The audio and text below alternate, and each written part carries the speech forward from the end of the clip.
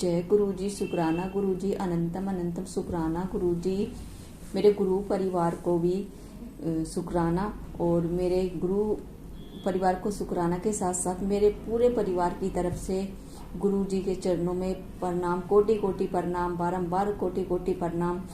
तो सबसे पहले देखिए ये संगत जी, हम मंत्र जाप करेंगे। मंत्र जाप करने के बाद आज एक ऐसा सत्संग मैं आपके साथ शेयर करने जा रही हूँ जिसको सुनकर आप भी एक हैरान हो जाएंगे और शायद आपकी आंखें भी नम हो जाए, क्योंकि सत्संग ही ऐसा है। तो सत्संग आप पूरा सुनना। तो चलिए करते हैं मंत्र जाप। ओम नमः शिवाय, शिव जी सदा सहाय। ओम नमः शिवाय, गुरु जी सदा सहाय। ओम नमः शिवाय, शिव जी सदा सहाय। ओम नमः शिवाय, गुरु जी सदा सहाय। और सबसे पहले मैं एक बार आपसे हमेशा की तरह रिक्वेस्ट करना चाहूंगी, मुझसे कुछ गलती हो जाए संगत जी तो प्लीज मुझे क्षमा कर देना। आपकी मैं भी भोली संगत की तरह ही हूँ, जैसे हमारी भोली सब संगत हैं उसी तरह मैं भी आप ही की संगत हूँ। और गुरु जी से आदेश लेते हुए मैं अपना यहाँ पे सत्संग आपके साथ शेयर करना चाहूंगी। अच्छा लगे तो प्लीज लाइक शेयर जरूर करें, और मैं चाहती हूँ कि ज्यादा से ज्यादा आप ये सत्संग मेरे शेयर करें, क्योंकि नई संगत को पता चले कि हमारे गुरु जी किस तरह ब्लेस करते हैं, और जो ज्यादा परेशान है इस लाइफ में उनको गुरु जी का आशीर्वाद मिले। मैं ये चाहती हूँ कोई परेशान ना रहे, सब सुख शांति से रहे इस दुनिया में, बस यही है मेरी दुआ ऊपर वाले से। तो चलिए संगत जी करते हैं सत्संग शुरू, गुरु जी का आदेश लेते हुए। जैसी गुरु जी की इच्छा है वैसे ही गुरु जी सत्संग शेयर करवाएंगे आपके बीच। तो संगत जी ध्यान से सुनना।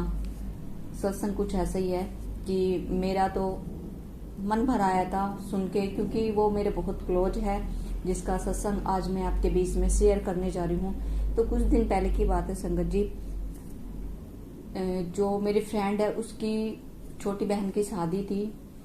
तो जो मेरी वो फ्रेंड है ना बहुत क्लोज है, मतलब कि एक बहन की तरह ही मानती हूँ मैं उसको, अपनी छोटी बहन की तरह मानती हूँ बिल्कुल।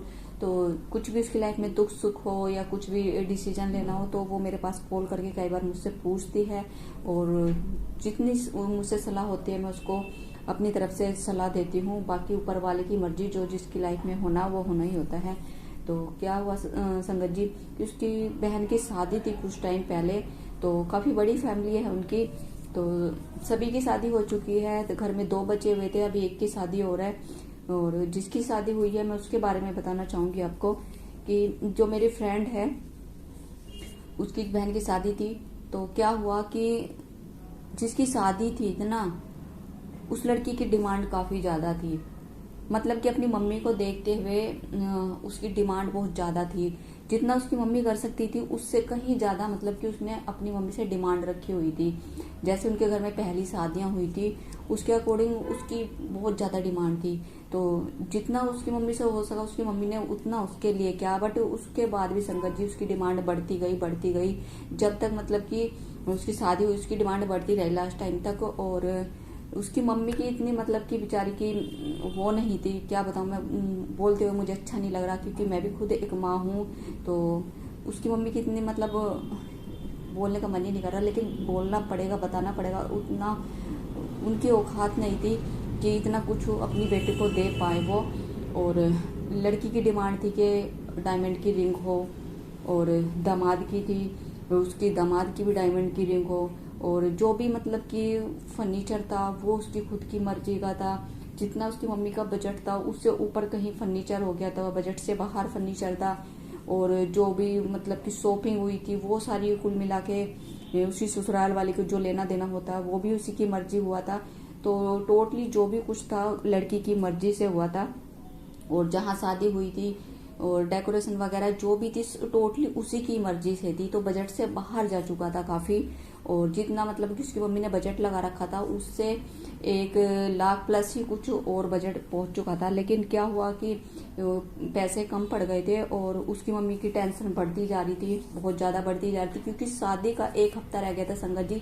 और आप समझ सकते हैं कि किसी की बेटी की शादी का 1 हफ्ता रह गया हो और पैसों का इंतजाम पूरा नहीं हो पाया तो उसकी माँ के ऊपर क्या बीत रही होगी उस टाइम, कि अगर मेरी बेटी की शादी का इंतजाम नहीं हो पाया किसी तरह भी तो मैं क्या करूंगी, कैसे करूंगी, तो आप समझ सकते हैं और एक माँ अच्छी तरह से समझ सकती है कि उस माँ के ऊपर क्या बीत रही होगी संगत जी।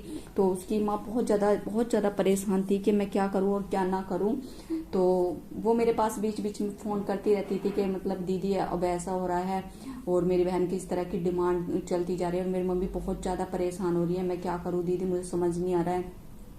और मैंने उसको यही कहा कि तू ना कुछ मत सोच, कुछ टेंशन मत ले, बस तू ना गुरुजी के ऊपर छोड़ दे और गुरुजी से बस तू विश कर कि गुरुजी के सामने जा, सब रूप के सामने जा और गुरुजी से ये बोल जाके कि मेरी बहन की शादी मत बोलना, ये बोलना कि गुरुजी आपकी बेटी की शादी है और इस तरह से प्रॉब्लम्स आ रही है शादी में, मतलब कि जो भी बजट के अकॉर्डिंग जो प्रॉब्लम आ रही थी, तो वो गुरुजी के सामने आप बोल देना सब कुछ जाके और गुरुजी अपने आप संभाल लेंगे। लेकिन मैं मत बोलना कि मेरी बहन की शादी है, क्योंकि कहते हैं गुरुजी को मैं पसंद नहीं है, क्योंकि मैं हमारी औकात ही कहा कि हम ये कहें कि मैं जो भी कुछ है वो ऊपर वाले का दिया हुआ है संगत जी।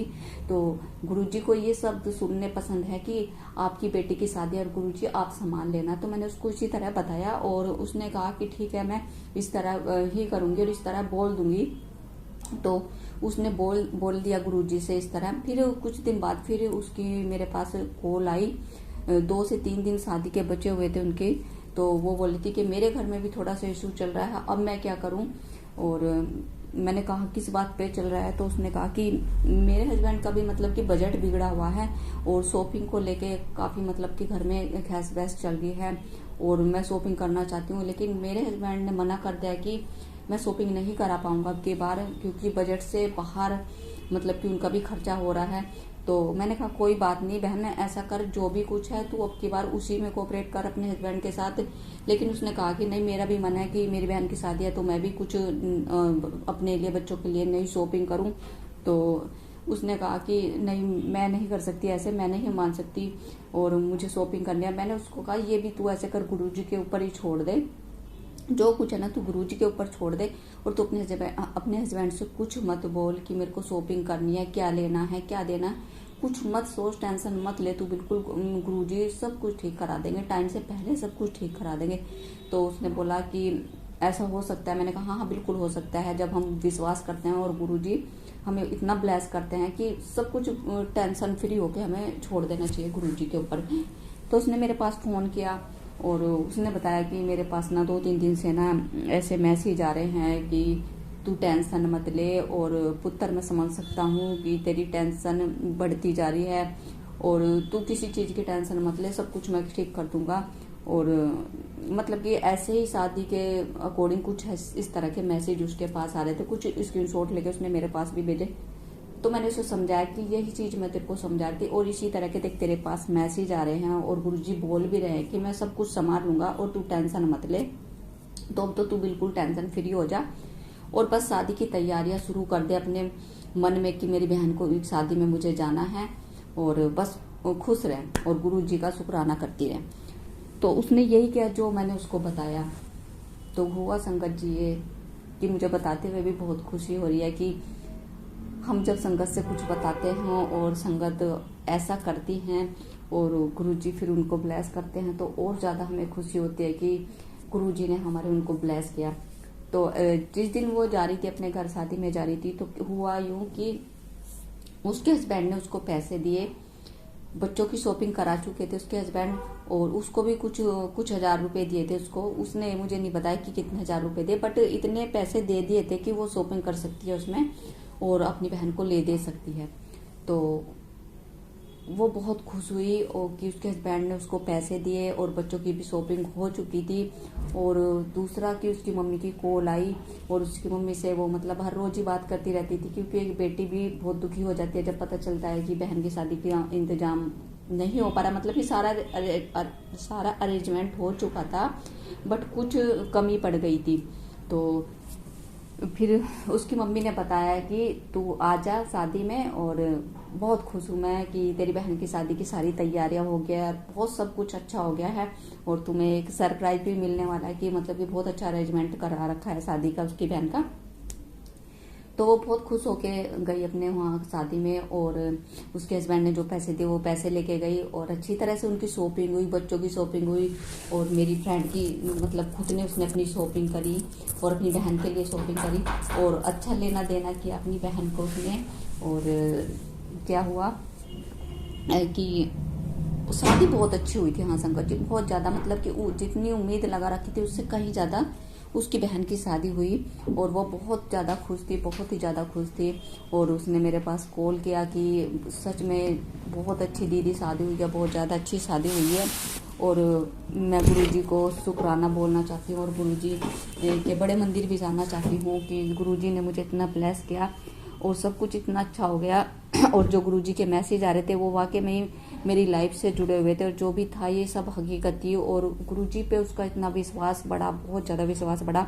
बट ये था कि मैं उसकी शादी में नहीं जा पाई क्योंकि वो यहाँ की नहीं है, मैं तो गुड़गांव से ही हूँ, बट वो गुड़गांव से बाहर रहती है। तो मैं उस टाइम मेरे बच्चों के शायद एग्जाम्स चल रहे थे, तो इस चक्कर में मैं नहीं जा पाई उसकी शादी में।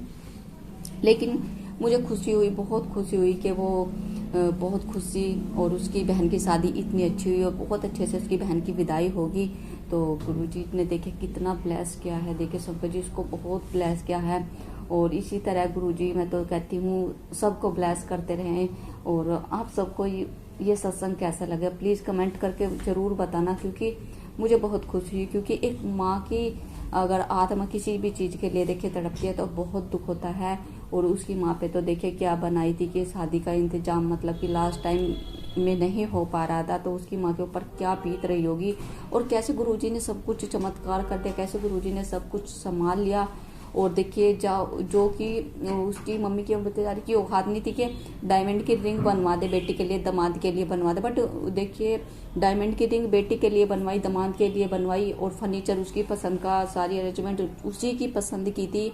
और मेरे गुरुजी महाराज ने सब कुछ इतना अच्छा किया उनकी शादी में। गुरुजी इसी तरह सबको ब्लेस करते रहें, किसी की ज़िंदगी में इस तरह की रुकावट आए तो मैं तो यही कहती हूँ सब कुछ आप गुरुजी पे छोड़ दीजिए, गुरुजी से बातें कीजिए, और गुरुजी आपको इतना ब्लेस करेंगे, इतना ब्लेस करेंगे कि आप कुछ सोच नहीं सकते। गुरुजी आपको इतना देंगे, औकात से ज़्यादा देंगे। बस एक आप लेने की भावना से गुरुजी से मतलब कि विश ना करें, गुरुजी अपने आप ही देते हैं। क्योंकि कहते हैं ना गुरुजी के मंगो मत, बस मान लो, ठीक है।